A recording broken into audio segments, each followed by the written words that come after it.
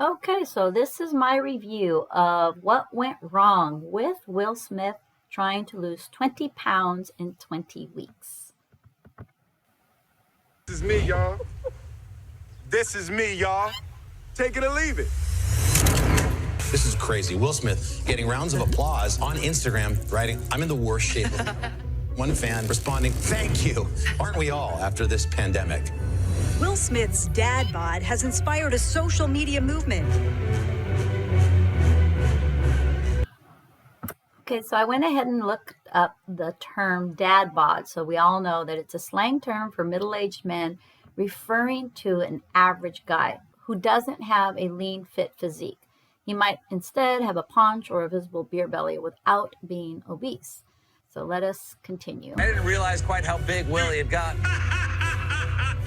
I'm gonna lose 20 pounds in 20 weeks. So let's stop right there. Is 20 pounds in 20 weeks doable? 1 pound per week, which is by medical standards considered safe and healthy to do. Now, the question I have is that sustainable? And you're going to see what ends up happening. Let us begin. You see, he's going to do things that most people do when they want to lose weight, and that is they hit the gym. And we're going to talk about what went wrong when it comes to this throughout this episode number 1.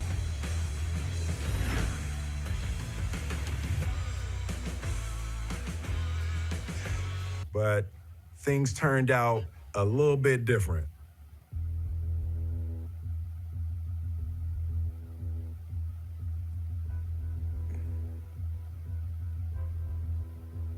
What's going on right now, Will?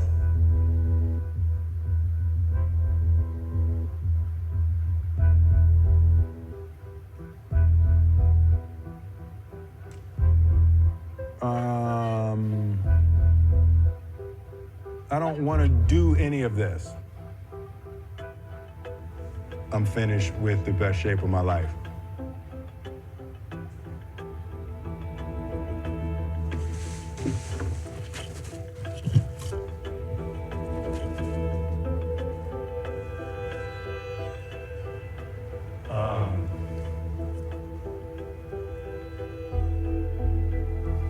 When I started this year, I thought I was going to show the world how Will Smith gets in shape. Okay, we're done. Let's pack it up. Yeah. I had no idea what I was really about to show the world. Will Smith body journey. Happy New Year! Happy New Year. Okay. Number 1 New Year's resolution is start a diet. Number 2 is to start exercising. And of course, this is exactly what Will decided he was going to do to start his journey for weight loss. Any guess what the top 3rd New Year's resolution is? It has to do with money. Well, obviously, Will Smith has plenty of money, so he didn't have to do resolution number 3. But for the rest of America, starting a diet and exercising are number 1 and number 2 on the New Year's resolution list. We'll talk more about that in a minute with what problem that creates. My physique in the past has been spectacular in some circumstances. All right, so I did a movie where I played Richard Williams, who is Venus and Serena's father. The character required that I put weight on, so I put on weight, the thicky woo-woo. And then COVID-19 hit. COVID made the weight more than the role called for. You can't get caught looking for food while you're hungry. Nobody is disciplined enough to be hungry and it's muffins there and not eat the muffins. Okay, so let's go to the average weight gain during COVID, 29 pounds. Year 1 of COVID, it was 19. COVID-19, 19 pounds. Well, we are in year 2 of COVID, so here we are with 29 pounds. And by the way, I just want to make a note. 29 extra pounds that anyone puts on is enough to throw you into the obese category. Now, that's not how many pounds Will Smith gained. You'll see when they ask him how much did he gain, and we'll go through that in the future episode. I have a question. Yes. How much weight did the Hold on. I don't, this isn't a, is this a Q&A?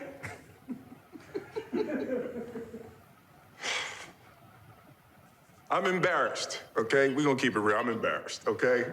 At the same time as grazing through the pantry, I'm trying to finish my memoir. I had serious writer's block, and I'm not feeling great, like mentally or physically. So this is a clean slate. I embrace adversity as opportunity. Now, that's a great motto to have. Embrace adversity as opportunity. But the reason Will is looking at having to lose the excess weight as adversity is because he is looking at weight loss as something complicated. And it doesn't have to be complicated. It can be quite simple. And that's the reason why he also waited until New Year's to start his weight loss journey. So the problem I have is that he wasted critical time when he could start right away doing something if it's easy. Because let's face it, we don't wake up in the morning excited to do something that we think is going to be hard or something that we think we may fail at. That is why a lot of people make these resolutions on the new year, because that's only one day out of 365 days that you have to make a change. And it's unfortunate that he waited until New Year's, but more on that later. So today is the first weigh-in. Under normal circumstances, you wouldn't see what you're about to see. Oh, jeez, this is bad. This is bad. This is bad.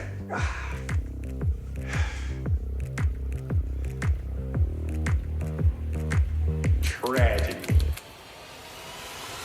But it's like not moving at all at 200. So that's 210. Hold on. Oh, wait, hold on. Wait, that's not too bad. Okay. It is. That's right about 220. That's, 218. It's like just short of 219. Yeah. That's not too bad, right? Okay, so I went ahead and did the research, found out that Will is 6'2", so that's what you see on the left-hand side of this chart for weight measurement. And let me point it out here, this column here, 6'2", 194 pounds to 225 would be considered overweight. So he thinks right now that he's 219, but let's see what he really is. 218. Oh, damn, hold on. It wasn't clicking. Oh, damn. That's terrible. It was just a little bit off. Okay, all right, okay. Damn. I was feeling bad. Okay, it's 221. So now we have his official weight to start off with. At 6'2" and 221 pounds, he falls right into the overweight category. He doesn't need this chart to know that he's overweight. He knows he's overweight, but just to let you know where he stands. A few more pounds and he would run into the obese category. And I know probably a lot of you are shocked and saying, what? He doesn't look anywhere near obese. Well, the obesity scale for health is a lot stricter than people want to believe, and that's because we've started to embrace body positivity, but we're ignoring the health consequences that come with it. More on that in future episodes. It's 221. It's 221. Why'd you decide to film all this? Kind of expose yourself like this. The cameras, for me, act like a, what do you call it in Alcoholics Anonymous when you have the partner? Like, what is that? Sponsor. A sponsor, yeah. So it's like, for me, I'm a performer. So the cameras act like my sponsor. They keep me accountable. When I know the world is gonna see it, it's like the greatest peer pressure there is. I'm not gonna fail if it's on camera. So I went ahead and looked up the definition. What's the difference between a coach versus a sponsor? A sponsor is someone who talks about you when you are not around. Again, for Will, that's the cameras, of course, keeping him accountable. But a coach is someone who talks at you as you try to perfect something very specific. And in this episode, you will see that he has somewhat of a coach, what we call a personal trainer. More on that later. I'm Dr. Ramani Durvasula, and I am a licensed clinical psychologist. And I've been working with Will for about a year now. Bringing the cameras in is a double-edged sword. I do sometimes wonder if for Will, they allow him to perform, to be funny, and that deflects from his embarrassment. You know what? I'm going Marlon Brando, butt and gut. That's it. Okay, just to make sure we all know who Marlon Brando is, if you haven't seen The Godfather, in the series The Godfather, and he was overweight, but he was a very powerful figure, and in a way, he was a very cool guy. So if you haven't seen The Godfather, definitely you got to check that one out. It's a great series. But this is when Marlon Brando was at his heaviest, I believe, and you can see him being wheeled in a wheelchair, tied up with oxygen there. So I don't think this is the Marlon Brando Will Smith was talking about. I think he was talking about the cool Marlon Brando from the Godfather movie. Sometimes it's more like a therapy session. Most of my memories of my childhood involve me being afraid in some way. Afraid of other kids, afraid of being hurt or embarrassed, afraid of being seen as weak. How we decide to confront our fears, that is the person we become. I decided to be funny. It's this compulsive desire to constantly please others, to keep them laughing and smiling at all times, to redirect all the attention in the room away from the ugly and uncomfortable toward the joyful and beautiful. It's there a true entertainer is born. So now I'm over 50, right? We get to play. Squeezy ball. The funnier the person, the greater the pain.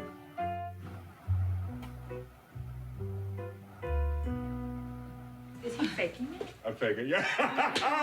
There you go, you see that? There you go, that's it, okay. Two-time Academy Award nominee right there, ladies and gentlemen, Will Smith. And theme. What I like about Will Smith getting his blood drawn is that I believe that they did this to see where he was on the health scale of whether he was diabetic or not. And let's go over what diabetes is when it comes to weight. A1C is a measure of someone's blood sugar to determine if they're type 2 diabetic, and more on that in a minute. But here are the numbers in case you know what your A1C level is, or if you ever have it read. If you're below 5.6, that means you're normal. If you're pre-diabetic, you're 5.7 to 6.4. And if you have type 2 diabetes, you are a 6.5 or greater. Now, a lot of people can be in the pre-diabetic stage for a number of years before they truly become diabetic. And when I say diabetic, I'm talking about type 2 diabetes. Type 2 diabetes is the cause of many problems, and the top two would be heart disease and stroke. It's also the number one cause of preventable blindness in the U.S., which I'll talk more about my connection with that in future episodes. But this is good that when they're reading his blood, they're going to make sure, of course, that he's not going to have a heart attack or a stroke while he's going through this exercise program. Unfortunately, in this episode, we don't find out what Will Smith has for his A1C level. I need you to all know that 1 in 3 of you right now listening to this video are pre-diabetic.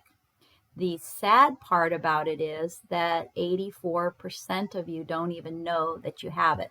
At this point, one of the reasons why 84% of you don't even know that you're pre-diabetic right now is because the number one symptom is, believe it or not, needing to eat all the time. If needing to eat all the time is something that a lot of people do and they don't see it as a problem. So that's why a lot of times it goes undiagnosed. The risk factors for type 2 diabetes, the number one is being overweight, and number two is being over the age of 45. And by the way, what does that mean?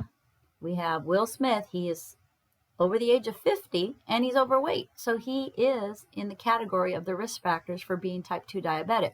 So it's great that they took the time to take his blood. So A1Cs again, if you want to take your own, I think that there are tests that you can buy over the counter to find out if your A1C level is in the diabetic range or not. But I would recommend most of you going to your general physician to have some blood drawn up and make sure that you don't fall into the pre-diabetic or diabetic stage. But if you do, there is help for that. It is reversible. And more on that later in future videos. My name is Aaron Ferguson. I'm a personal trainer. Okay, so let's talk about, first of all, the cost of a personal trainer. Most personal trainers today will make somewhere between the amount of $35 to $120 per session. But what we have to remember is his personal trainer is not a regular one. He has a celebrity personal trainer, because I'm sure Mr. Ferguson isn't charging the normal rates that personal trainers charge. But more on that and the money spent in the future here. I've been working with Will for this is the 9th year. I've never seen him like this, and he's never ever been in this bad a shape ever. So sleep, obviously getting as much as you can, but watching the amount of caffeine you take. Yeah, no, we're not going to do that. Pick something else. Let me do this. I was shocked when he said that he wanted to have him give up caffeine.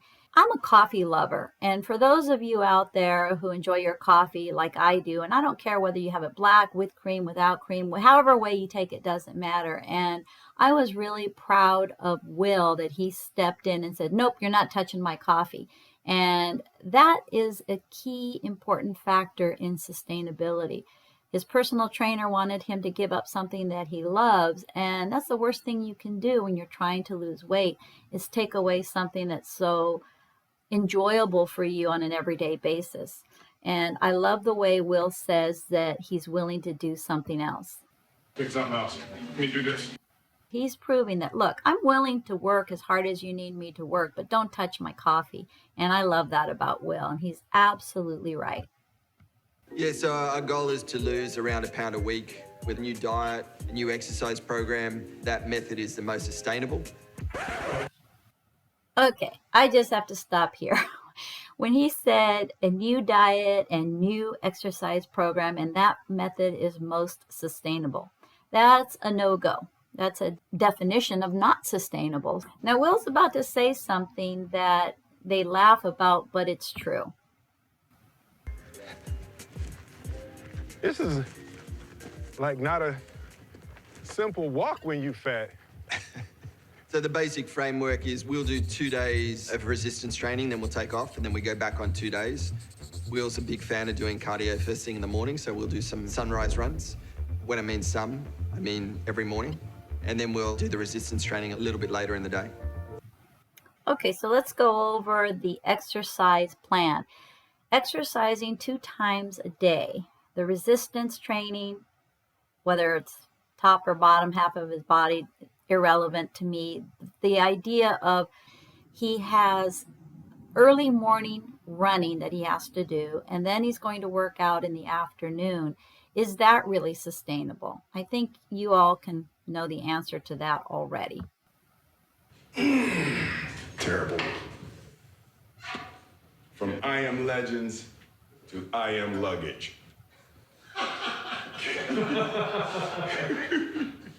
2021, best shape of my life.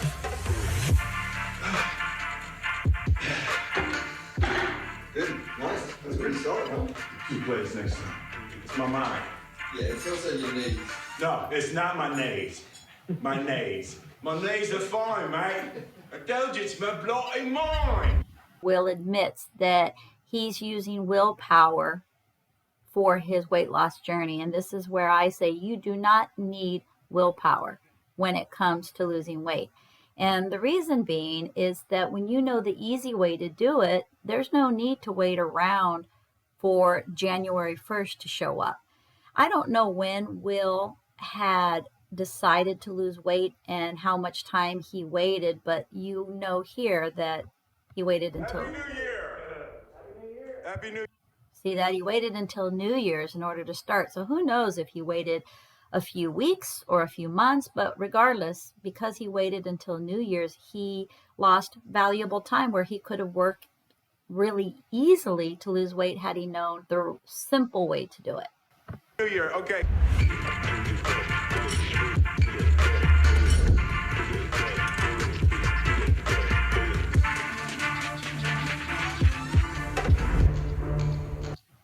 Take a look at how much weight Will is lifting. I thought when he said he wanted to be in the best shape of his life that he had shown pictures of himself and he looked good and he looked toned and fit. But he looks like he's working out here to be more like maybe Arnold Schwarzenegger. That's what it seems like. He's writing his autobiography, and when you're involved that emotionally in a project, it's going to take a lot of time and energy. The big challenge with him is energy management. The big problem I see is that he may get hurt doing this. Good. Nice. Yeah. Perfect. Solid. Holy moly, man.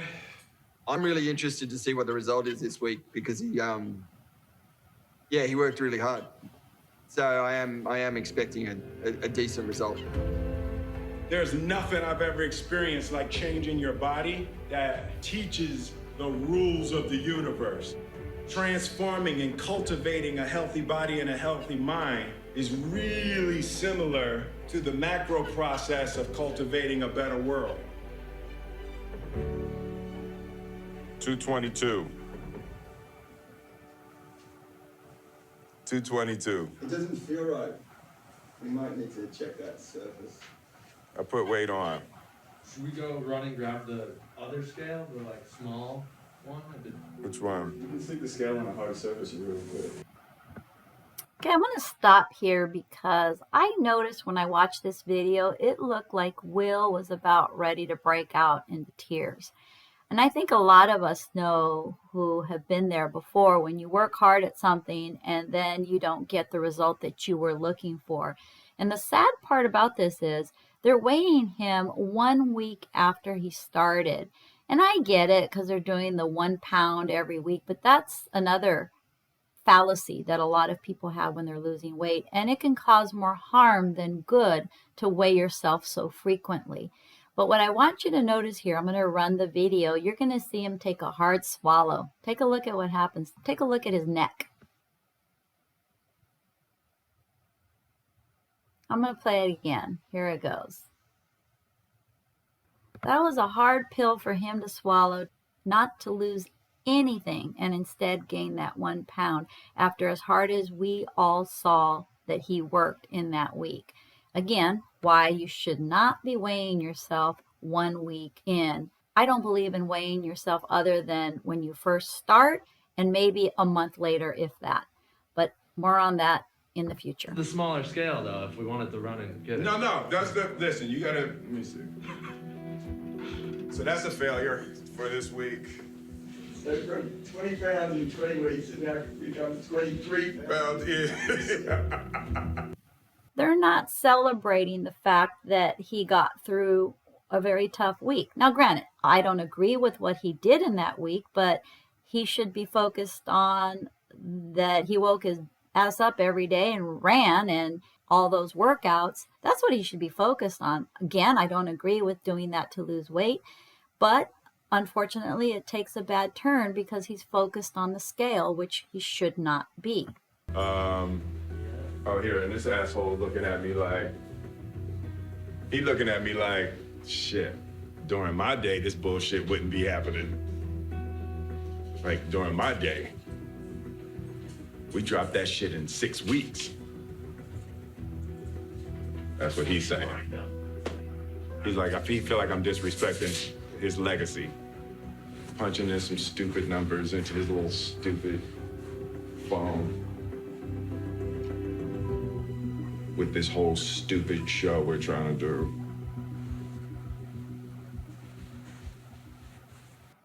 Day most quit, January 12th. Now, granted, Will Smith does not quit his journey, but you can tell he feels like he wants to quit right now, and it happens to be January the 8th, just a few days away from the day most people quit their weight loss and exercise journey when they start on New Year's. Helping people evolve. That's stupid.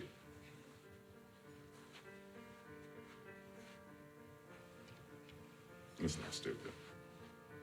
It's the only thing that could make a person happy. I know. It doesn't seem to be working right now, but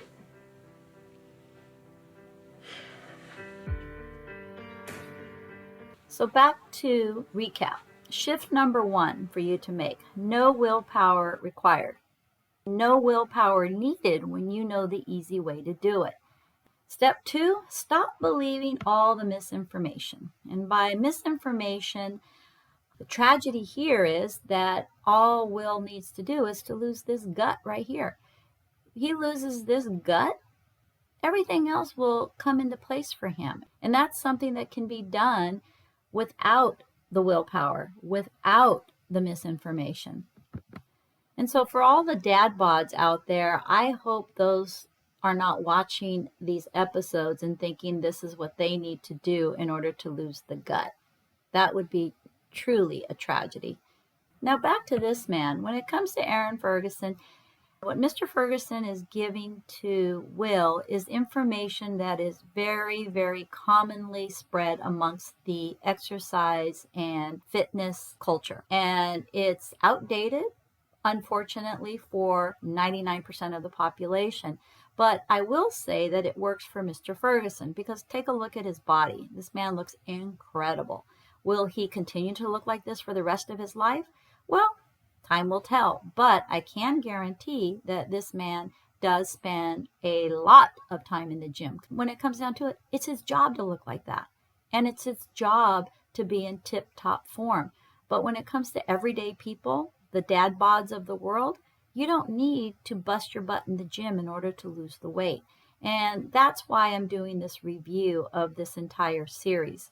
My favorite saying is, you don't know what you don't know until you know it. And this is why I am a weight loss coach for men who want to lose the belly fat, for men who want to get rid of that dad bod. So if you're one of the many dad bods out there that really want to get rid of the weight once and for all and do it the simple way, the attainable and sustainable way, and that's the key, folks, attainable and sustainable. So go to goodbyegut.com/talk. And on that page, you will see my calendar. Pick a time and a date that is most convenient for you, and I will call you at that time, and we can talk about what your weight loss goals are. We can talk about what's worked in the past and what hasn't been working. And in this call, it'll be about 45 minutes. I'll be able to come up with a step-by-step plan for you on how to reach your weight loss goals in an attainable and sustainable manner. Not in the manner that you see during Will's journey here with personal trainer and busting your butt in the gym and 2 workouts a day. And not to mention all the rest of the stuff that you're going to see in the future episodes of his journey. And yes, I will be reviewing other episodes one by one, and I look forward to catching you on the other side.